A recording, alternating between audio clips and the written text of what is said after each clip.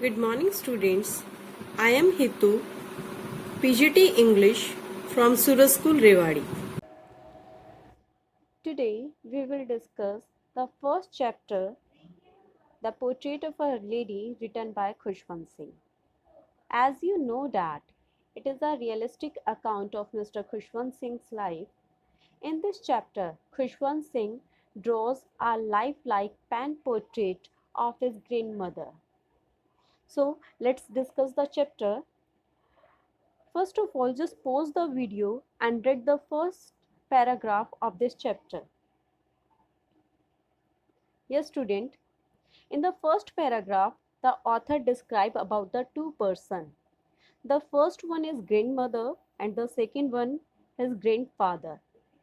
About his grandmother, the author said that her grandmother was an old woman. Her face was wrinkled all over. For 20 years, the author had seen no change in her looks and behavior. It was difficult to believe that she too had once been a playful child or a pretty young woman with a husband. Even his grandfather, whose portrait, whose picture hung above the mantelpiece in the drawing room, with his long white beard in the portrait, looked at least 100 years old. It was been disgusting to think that the grandmother had ever been young and pretty. Now, again, just pause the video and read the second paragraph of this chapter. Yes, student, after reading the second paragraph, we come to know that Khushwant Singh's grandmother was a short lady. Short lady means short heighted lady. She was fat and slightly bent. She had a wrinkled face. She looked very old. She looked the same for the 20 years. She couldn't walk straight. She hobbled. Hobbled means ladkhada ke chalna. She hobbled about the house in spotless white clothes. She had to keep her one hand on her waist. It was to balance her stoop. She held a rosary in the other hand. She was always telling the beads. Her silver locks means उसके जो white बाल हैं, hairs हैं वो. Her silver locks scattered over her pale face. Her lips constantly moved. She always prayed to herself. She gave a picture of peace and contentment. Again, pause the video and read the third paragraph of this chapter. In the third paragraph, the author describes that the author and his grandmother were good friends. When the author's parents went to live in the city, they left him behind with the old lady. His, they were always together. She used to wake him up in the morning. She got him ready for school. She said her morning prayer in an unchanging sing song. While she bathed and dressed the boy, she kept saying her morning prayer. She hoped that the child would get to know the prayer by heart. But the author listened to her chiefly because she loved her voice. She would wash the wooden slate and plaster it with yellow chalk. She would take an earthen ink pot and a red pen. She would tie them in a bundle and hand it to him. She would give him a thick stale chapati with a little butter and sugar spread on it.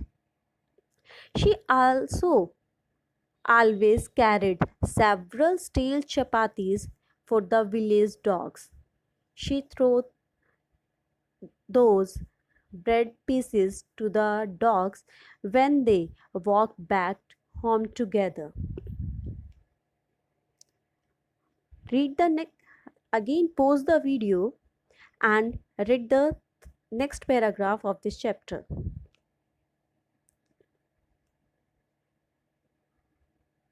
Yes, student, according to the next paragraph, the grandmother always went to school with the narrator. The school was attached to the temple. There, the priest taught the children the alphabet and the morning prayer. The children sat in a rows on either side of the veranda.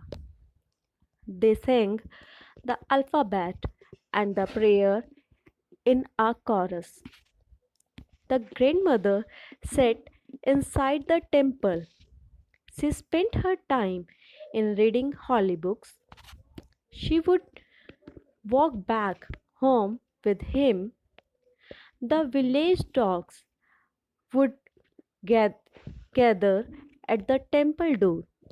They growled and fought for the chapatis thrown to them. It was the first phase of the author's togetherness with his grandmother. Now, read the next passage and pause the video.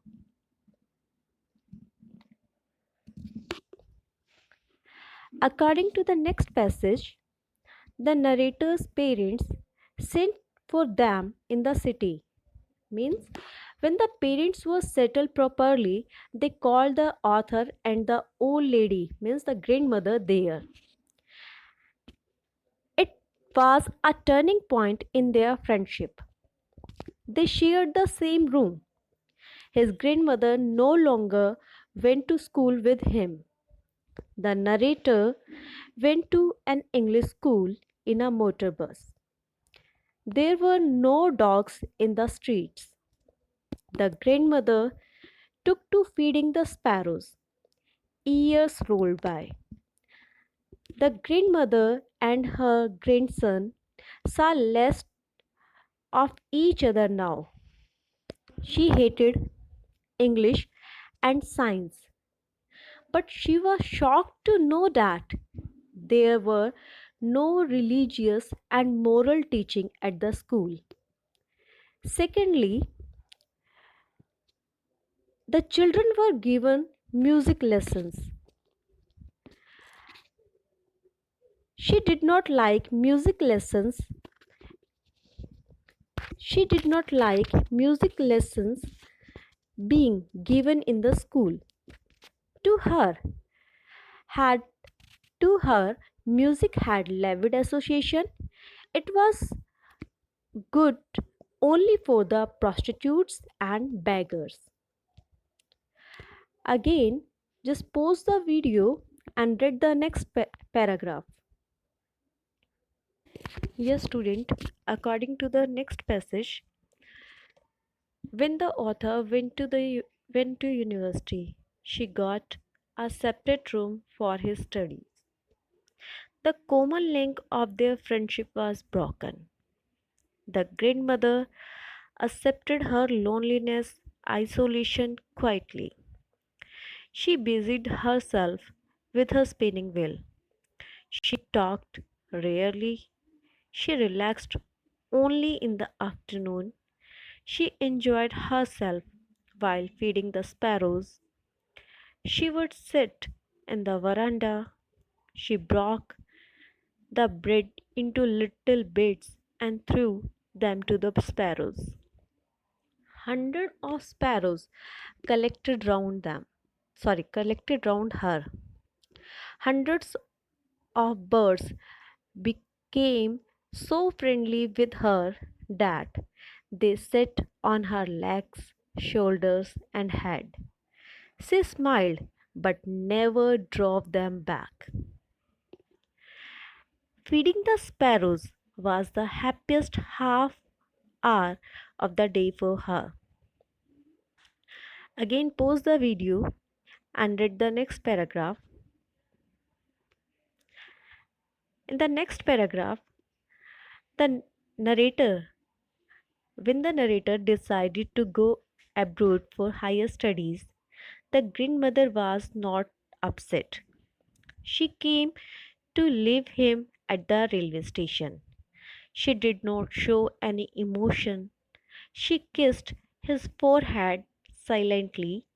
The narrator thought that it was the last sign of physical contact between them.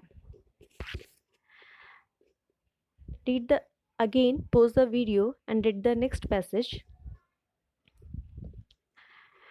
According to the next passage, then when the narrator returned home after the 5 years, the grandmother did not look a day older. The author did not expect to find her alive on his return, but she was there again to receive him. She looked extremely happy. That day, she fed the sparrows longer.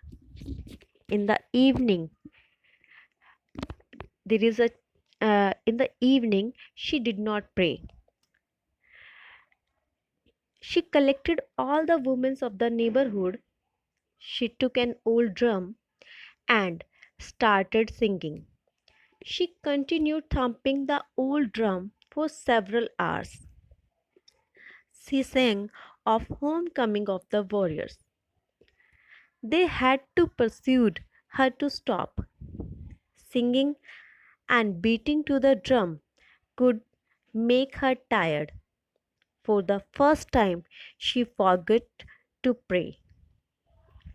Again, pause the video and read the next paragraph. Yes, student, according to the last page, the next morning she fell ill. She declared that her end was near. She did not want to waste any more time talking to them. She lay peacefully in the bed. She continued praying and telling her beads. Then her lips stopped moving. The rosary fell down from her lifeless fingers. She was dead. She was laid on the ground. Her dead body was covered with a red shroud. In the evening, it was the evening, the sun was setting. They brought a wooden stretcher.